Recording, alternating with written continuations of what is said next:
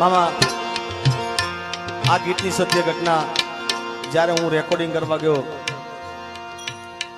1 કલાક સુધી હું ગાઈ નતો શક્યો સાહેબ. 1 કલાક સુધી રડ્યો તો રેકોર્ડિંગ વખતે આ લાઈનમાં. કારણ કે સાહેબ દીકરો બાર હોય એ જેટલા વાગે આવે 2 વાગે આવે 3 વાગે આવે 4 વાગે આવે સવારે 6 વાગે આવે આખું ઘર હોતું હોય પણ એક માં જાગતી હોય સાહેબ ક્યારે આવશે મારો દીકરો ક્યારે આવશે.